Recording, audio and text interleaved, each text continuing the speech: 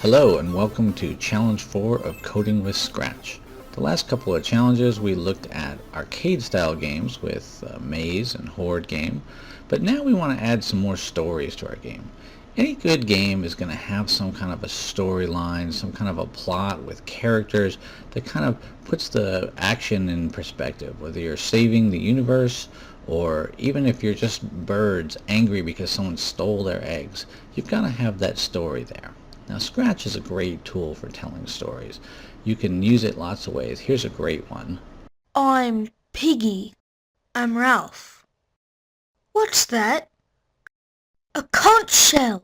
Blow into it. Notice all the great things they did there with the sound as well as the say command. There's sprites for the characters as the shell and the notes, and they change the backgrounds and things. That's all this kind of stuff that we want to do to tell our story. Maybe not quite that much, but we'll do something like that. Of course, we want to put a little twist on it. We want it to be kind of game-like. So we're going to have the player in the story actually be able to change the plot a little bit. We're calling this Choose Your Own Adventure.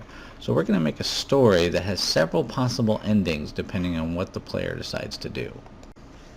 So the first part of the challenge is to come up with your story. You might start with something familiar like a fairy tale, or be creative and make up your own idea. Adventures of a Young Yoda, My Little Pony on the Moon, anything you want. Keep it fairly simple so we can get this done within a week, and think through the parts of the story where the user can make some choices. You're going to want to write down some of your ideas about how your story is going to go. You could write a script like this one, or just jot down some notes about what's going to happen in your story, and where are some places in your story where the user is going to be able to make some choices. That'll give you a good idea of what graphics you're going to need, or sound effects, or sprites, and then you're ready to start coding. Let's take a look inside a Choose Your Own Adventure project. In this case, we've got one based on Goldilocks, in which Goldilocks finds a cottage in the wood and wants to know if she should go in or not. So here's our first choice in the plot. If I say yes, she can go inside. If I say no, she's attacked by squirrels. Oh no, and quickly killed. So that ends the story abruptly. On the other hand, if she types yes and decides to go into the cottage, then there's different choices there, like should she eat the mac and cheese that she finds there? You get the idea. Let's take a look inside this project to see how the scripts work.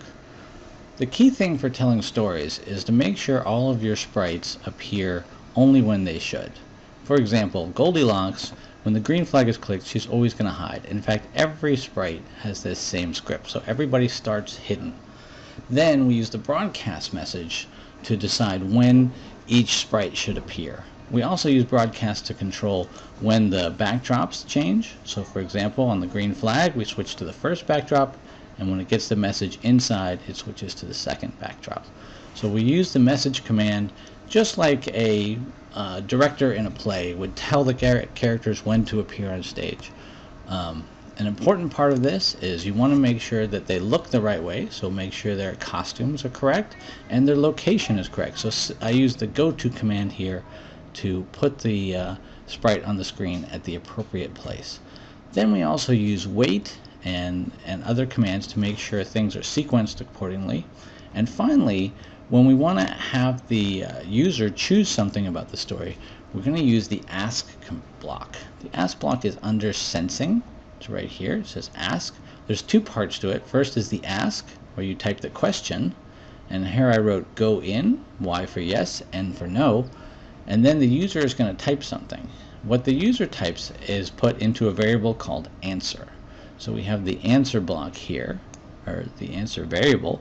What we do is we use an if command along with an equals, and the equals is located under operators.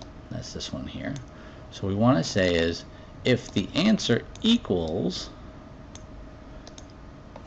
the letter Y for typing yes, then we can broadcast inside. They go inside the house. Otherwise, anything else they type, they could have typed Z, then they will be thrown to the wolves, as you saw. Alright, so that's how we can make choices appear in our games and choose scenes based on what the user decides to do. Okay, so that's the basic idea for how we do our choose your own adventures. Come up with a great storyline, get some graphics that'll fit your story, and we can't wait to see what they are. We'll put up a hints video in a day or two, and I'll put up some extra information about how you can do this. Good luck.